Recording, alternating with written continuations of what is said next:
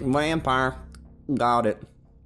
Jake said through a mouthful of SpaghettiOs, pointing at the chaos with his spoon. Fucker came running up on me when I was taking the trash out. Please, not that word, I mumbled, almost dry heaving. Oh, looks like Milo got to you in time, he said, seeing him clumsily wiggling himself at the back of my car. Tegan's probably at Leslie's place, keeping an eye on her right now. You knew? I asked him, trying to sort out what was going on.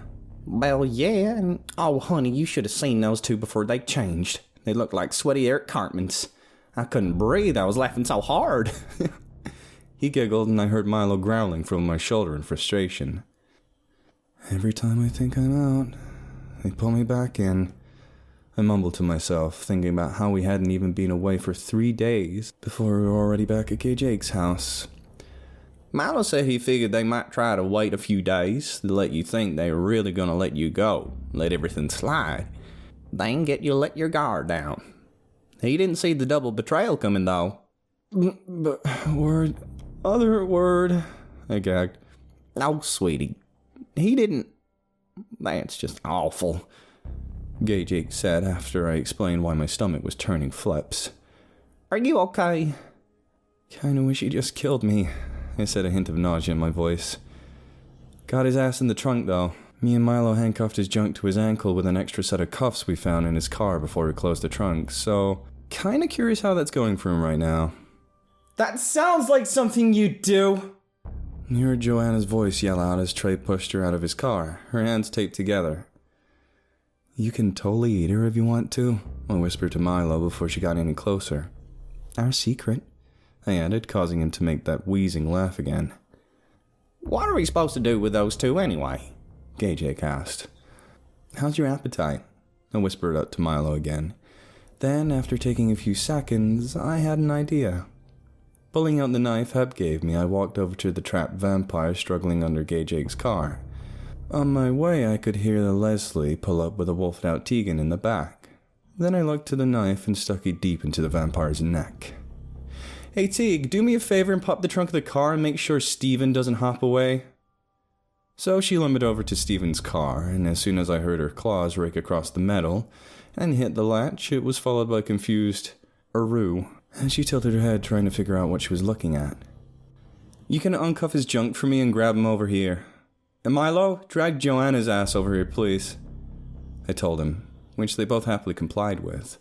Once they were both together, I wiggled the knife around a few more times before sliding it out of the thing's neck.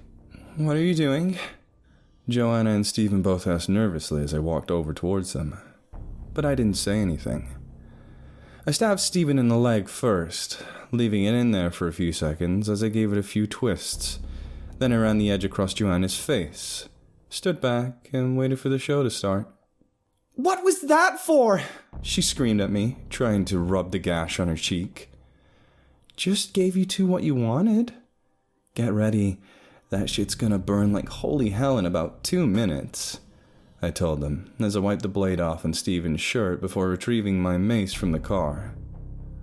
Oh, what the... Ah! Joanna hissed when the pain started to hit. And Steven wasn't far behind. Turns out the whole process takes pretty long. Agonizing time to end.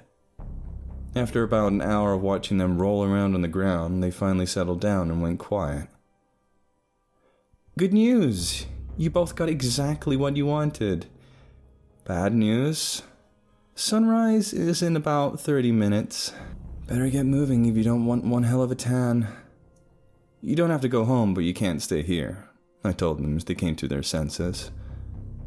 Don't you think that was a bit... Jasmine started to ask, but the look I gave her said it was nowhere near enough, so she didn't finish the question.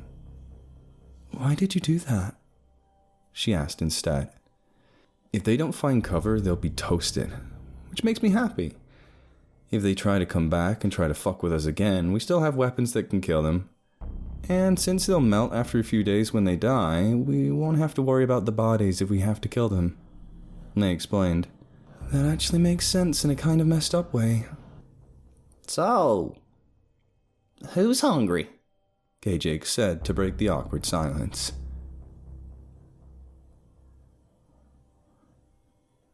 So, at this point, I want you guys to think back to when I mentioned that something else happened way back earlier in this story. This, I guess you could say, is where it all really begins. Kinda. You might call this the end of the Werewolves Are Assholes arc, but there is still so much story to tell. Because the thing about the paranormal world is, once you're in it, you're pretty much in it. Period.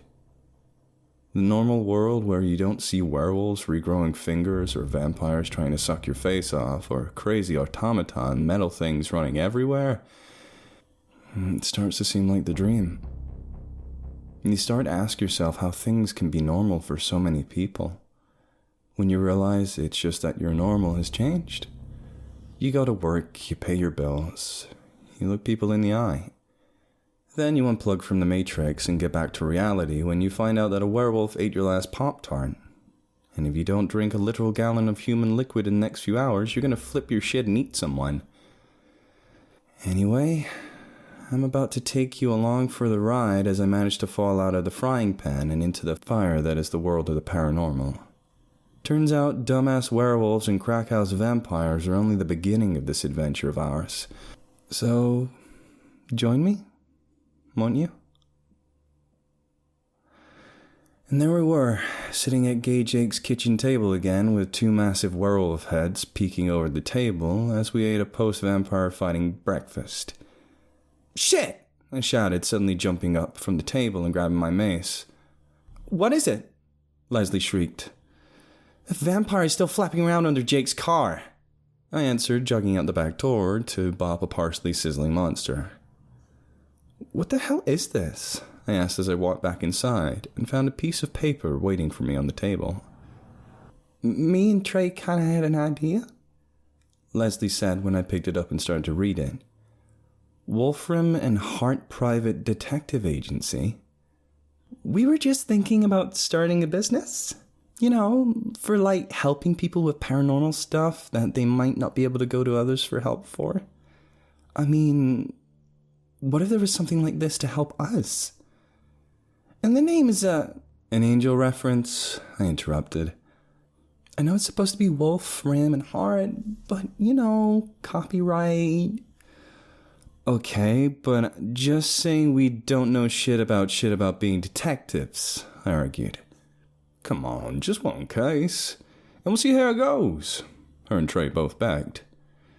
About 2 days after posting the flyers, we got the first case. It didn't go well. Like, at all.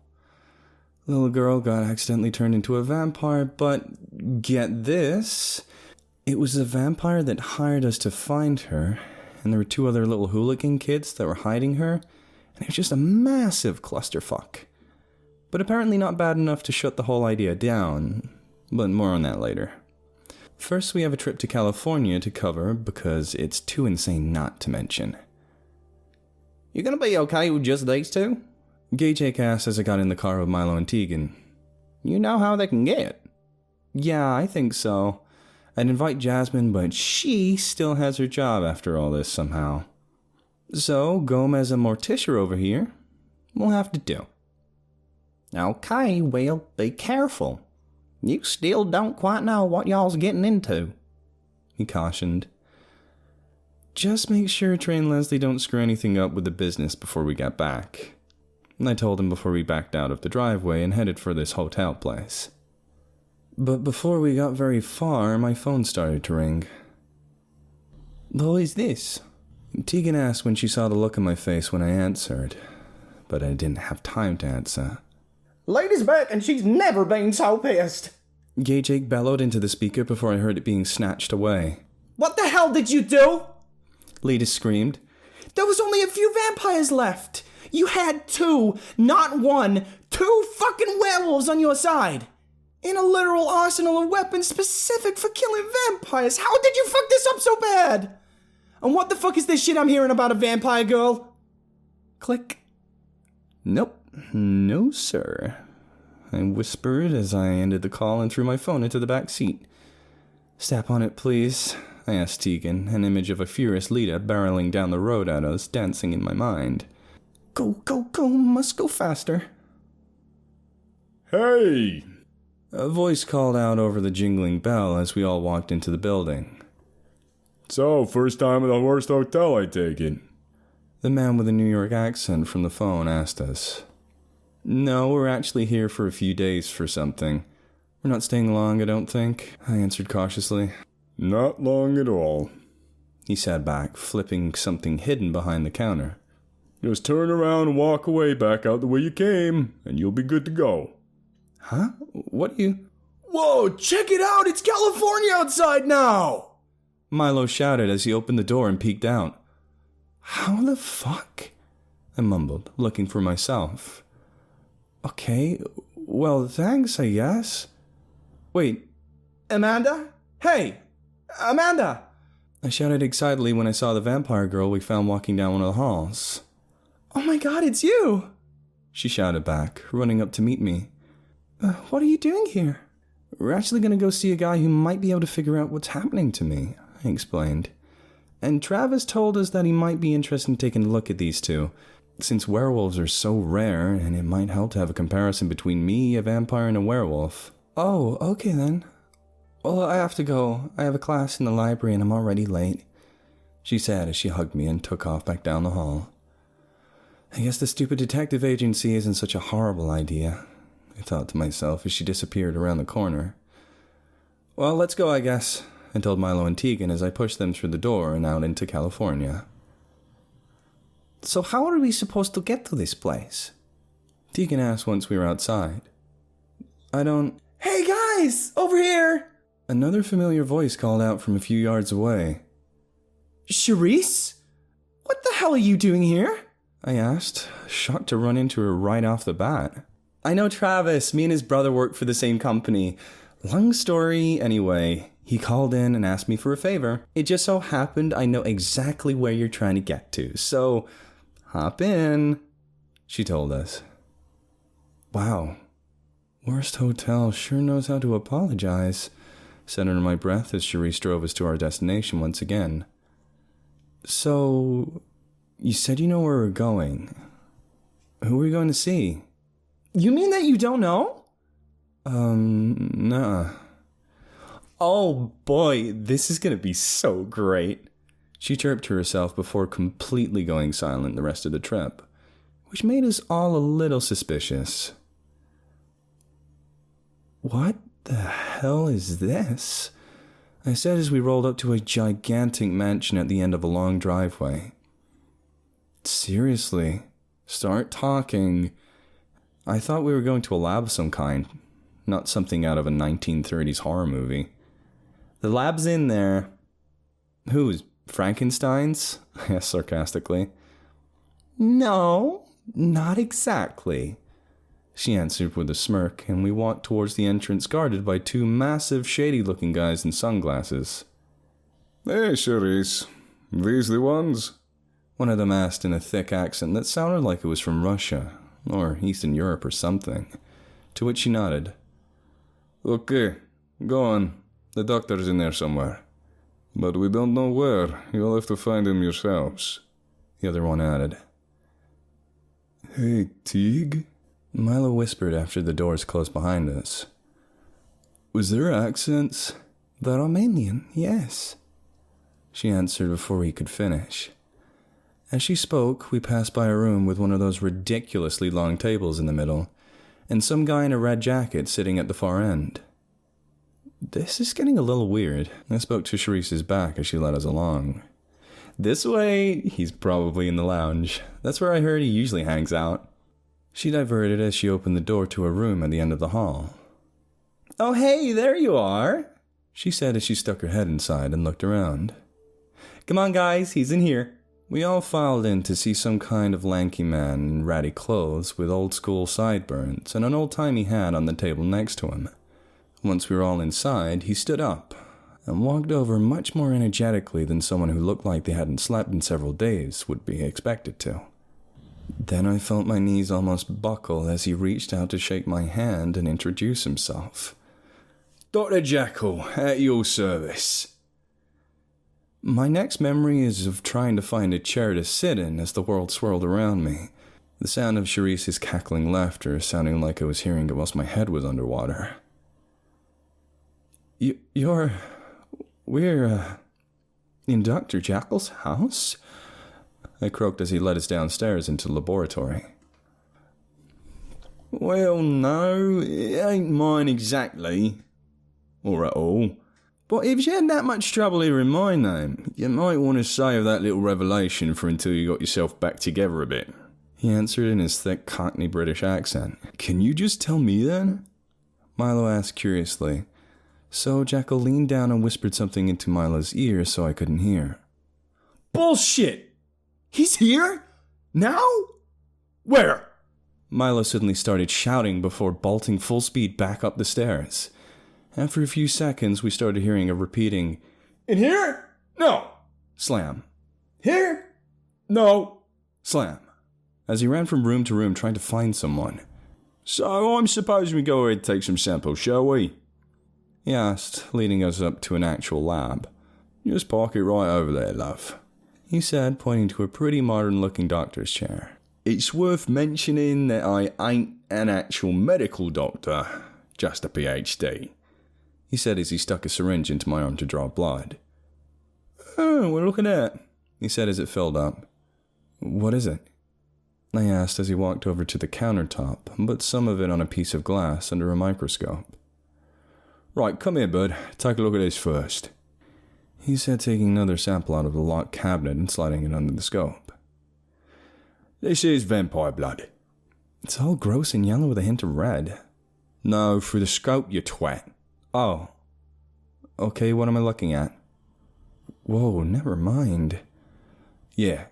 Now you see, these particular kinds of vampire got all something to do with this metallic stuff. It's like a virus, but ain't. Like a parasite, but isn't. Wait, kinds of vampires? Oh yeah, there's different varieties. You see what I mean, momentarily. Followed by Milo suddenly shouting from upstairs. Oh my god, it's really you! What the hell is going on up there? I asked myself, looking up at the ceiling of the lab. Anyway, metallic stuff, you say? Right, look here. This metal settles right inside the cells. These right here is muscle tissue.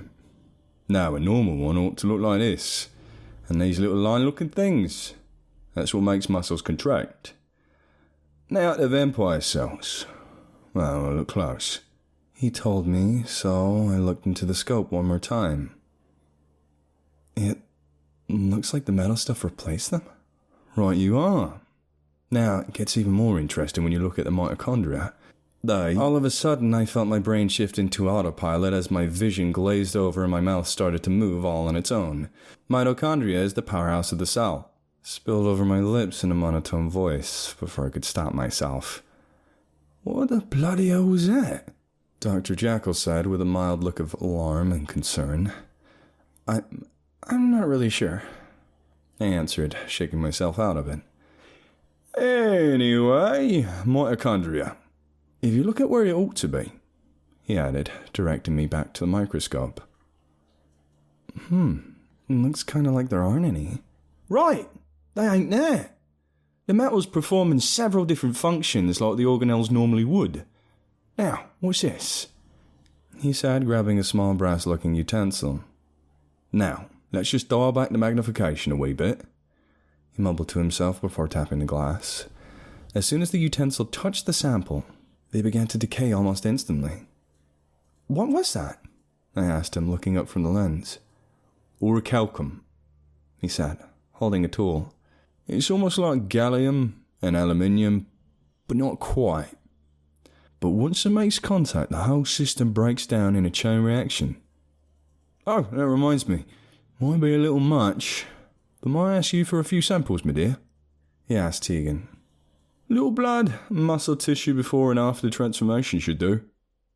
I'm guessing that's okay, she answered. Outstanding. Now, before that, where was I? All right, your sample. He thought out loud, looking back at me. Here we are, he added, sliding my blood under the scope. Tell me what you see. It's kind of the same, but Oh, I see. It's just the mitochondria that got replaced. Right. I'm willing to bet if we look at some of your muscle tissue, we'll see some reinforcements, but not enough to reconstruct or support extra strength and heal from the stress. Also, I'm going to need some of that muscle of yours too. Once he was taking all of his samples, we left the lab and went back upstairs, where things had gone suspiciously quiet. So we both decided to try and find Milo, while Charisse was downstairs talking to Dr. Jekyll. As we wandered aimlessly, we rounded the corner and almost ran into a girl about our age, with long white hair. Whoa, sorry. I almost took you out. It's okay, I was totally spacing out. You must be friends with a weird guy who's following my dad around like a puppy, she said with a laugh through a soft accent that sounded like Tegan might, if her English was less broken. I have a girlfriend, I randomly shouted when I noticed how gorgeous she was. Okay, I have a boyfriend, she responded awkwardly. Sorry, anyway, weird guy? About yay high, dark hair, dresses like a bootleg pirate. Yep, that's him. I think they're in the dining hall right now, she added, pointing back the opposite way. I think my dad is about to lose his shit, so you better hurry up, she told us as she strolled away with another laugh and a small hop in her step, fucking vanishing into the wall. I'm gonna pretend I just didn't see that, I said to Tegan as she turned and looked at me in confusion. Let's go find Milo before the owner crucifies him or something. We headed the direction the white-haired girl sent us, until we found the dining room, which had Milo standing next to the table in front of a man who was impatiently running his fingers through his slick black hair. There you are, he squealed when he saw us around the corner. You're never going to believe who this guy is. Please, I beg of you, do something with this man before I lose my sanity. The man begged in the same accent as Tegan and the other girl, before he turned his head to look at us. I already knew who I was looking at before Milo said anything else, but I couldn't make myself speak through the panicked realization. It's fucking Dracula, guys! He shrieked in excitement.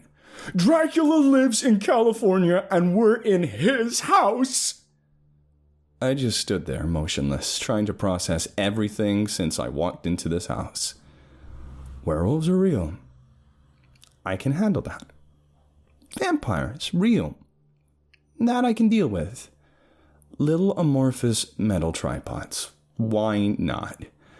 Dr. Jekyll's a real person who's still alive somehow. Getting a little crazy, but okay. Hot chicks with snow white hair walking through walls. Maybe I'm going crazy. But let's give them that too. But Dracula! Things had just about gone too far with this one. Please, I have not suffered a headache for 200 years. Until today. I beg you to help me. He pleaded to us again. He has not been silent since he located me. All right. Milo, leave the man alone a little while, you goddamn sociopath, I yelled at him, grabbing him by the arm and leading him back into the hall. But questions! He tried to argue as he made an attempt to slip past me. Guess who the other guy is? He added, pointing at the man at the far end of the table, wearing his red silk robe of some kind. I don't care. Settle the hell down, I scolded. You're gonna get us thrown out, stupid, or worse, I said, looking over my shoulder at the distressed Count, who was rubbing his head. This situation went from like 2 to a 10, and I need you to calm the fuck down so we don't die. Oh, don't worry about the Count. He's harmless. Most of the time, Jekyll said from behind us. Don't shit me, I yelped, nearly jumping out of my shoes. Did you just call him harmless? Well, yeah. If he ain't got no reason to do you any kind of harm. Okay, well, maybe except for a few isolated incidents with his daughter's boyfriend. I think he still ain't recovered from that daddy fiasco. What a show that was. said to himself, almost cracking up as he thought about it. Anyway, it's going to be a bit before I can look into everything. But you ought to be able to settle in here whilst you wait. Where are you going? I asked as he started to stroll out the front door. Oh, right. I've got a community service thing. Teaching some science stuff to the general public. Biology things mostly. Oh, did you know there's people that don't think evolution's a thing? In this day and age? He asked, pausing before shutting the door. Yeah, I live in Tennessee. Like, half the people there don't think it's real. Oh dear. You poor girl. He said with a look of concern on his face. Well, maybe this ain't such a waste of my time after all, he added as the door clicked shut. Then I turned to find Milo hopping in place, practically squealing with joy as his eyes darted up and down the mansion, taking it all in. Then Dracula finally stood up and spoke to the man at the end of the table. James, I apologize for asking on your first visit in so long, but could you perhaps... He trailed off, pointing a slender finger at the giddy werewolf bouncing beside me. Of course, Count. Think nothing of it. The man in the yellow robe answered as he stood, his left hand tucked in his pocket. Boy, you and your lady friends here. Follow me, if you please. He added, waving us along with his other hand as he joined us in the hallway. As he walked by, I could finally tell how tall he really was, and he was tall. His long black hair and curly mustache adding to his outlandish appearance. Who'd you say he was again? I started to ask, but Milo was interrupted when the man spoke again. I imagine you must all be famished. I don't think there's anything too substantial in the kitchen right now, however. He trailed off, pulling a smartphone out of his robe pocket. Somehow, it just didn't feel right watching him use it. Count! I'm ordering some food for our guests. I'm using your account. The old hag still says I don't qualify as paranormal enough to make my own. That pedantic old witch. Yes, this is fine, thank you. The Count very softly shouted back. Just please do not yell. Oh, right, the man said, poking at the screen. What sounds good to you all? He asked after a few seconds. After discussing for a few minutes, we decided on what we all wanted to eat and told him. About that time, Charisse found us, and she said she was heading up the stairs to take a nap. Apparently she was going to be staying there with us until it was time to bring us back to the hotel. I felt kind of bad that she was going through so much trouble for us, but she explained she actually lived and worked in another part of California pretty far away from here, so it wouldn't make much sense for her to leave then come all the way back. About an hour later, there was a knock at the door, and the tall man got up to answer it. We could hear a little of the conversation as he retrieved the food. Oh, hey, I didn't know you were back in town. A voice that sounded weirdly similar to the Travis guy from the hotel said. Would you like to come in for a minute?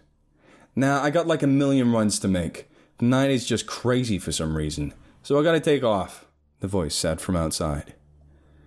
Here you go, everyone, the tall man exclaimed as he brought the food into the kitchen. Your hand is metal? I asked, finally getting a look at his left one. What's that? Oh, right, silver, he answered, looking down at it. Then Milo whispered into my ear who he was. But I'm not going to say it. You can't make me say it. I refuse. I just sat there, angrily eating my food in an attempt to repress the absurdity of what I just heard. What crawled up your ass? Milo asked as I crammed several fries into my mouth. What is in her ass? Is she going to be okay? Do we need to go to hospital? Tegan asked him, making me giggle against my will. It's just an expression, sweetie. He groaned right before a white-haired head popped up in the middle of the kitchen table. Jesus Christ, what the hell? I shrieked as the girl from earlier was practically nose to nose with me. Hello again, she chirped, walking through the table and perching herself in a chair beside me, while I made an effort to recover from the mild cardiac episode she just gave me. How the hell did you do that? Milo asked, poking at her shoulder to see if she was solid. she said with a shrug. My dad's really good at instantly traveling long distances. I'm really good at this, she explained, passing her hand through my drink cup as she rested her chin on the other one. Your dad, Dracula, I asked sheepishly. Mm-hmm, one and the same, she replied, giving her hand a few more passes through my drink. Don't, I barked at Milo, jamming my finger in his face as soon as I noticed him getting ready to interrogate the poor girl's ear off. So when do you think the doctor will be back? Oh, is he still doing the science thing? She asked in response. That's what he said before. What did he do to get the community service anyway? He was goofing around with some chemicals upstairs. Then old Barry Blowtorch blew himself out of the window and onto the neighbor's Pomeranian. Isn't the closest neighbor like 200 yards away? Yes, it was amazing. You should have seen it. He skipped like a stone like 3 times before he made it to Snuffles. Yeah, it's actually why we moved his lab to the basement in the first place. Okay, so I guess my next question probably should be, why the hell does the Dr. Jekyll live with the Dracula and his daughter? Daughters, she corrected me, holding up 3 fingers before a sad look washed over her face. She curled one down, leaving only 2. Me and my sister. And it's actually a really sad story. She started to explain, but as she did, Jekyll swung the front door open with a crash. Bloody Christ, that can't be done with soon enough, he complained as he crashed his way inside from just out of sight. Shite, he gets like this every time. What? The silver-handed man said through a mouthful of Arby's sandwich. Well, I'll leave you all to it, he whispered, sliding his chair out from the table, gathering the remaining sandwich and curly fries, and sneaking down the hall to the opposite end of the kitchen. A few seconds later, Jekyll poked his head around the corner and started to say something to us before pausing. I know you're here, he suddenly shouted into the hall. You're the only one who eats that roast beef abomination. Well, I reckon we ain't going to be seeing him for a while, cagey ape. Right, I'm going to be heading down to the lab and get things cracking, he declared, rubbing his hands together and backing out of the room. He's really excited about all this, the white-haired girl suddenly said. He's always wanted to examine a werewolf. You just never see them. They're so rare. He knows about everything you can think of about most other paranormal things, but pretty much nothing about werewolves. I forget there are so few of us in the world, Tegan spoke up. Can I ask you things about him and Dracula, please? Milo suddenly erupted out of nowhere. Sure, she answered nervously. Okay then, I guess I'm gonna go down and see how Jekyll's doing, while he bothers you to insanity, he said, standing from the table. I will come with. I cannot dealing with him when he gets in such a way, Tegan added, standing up with me, before we both descended the stairs to see what Jekyll was doing.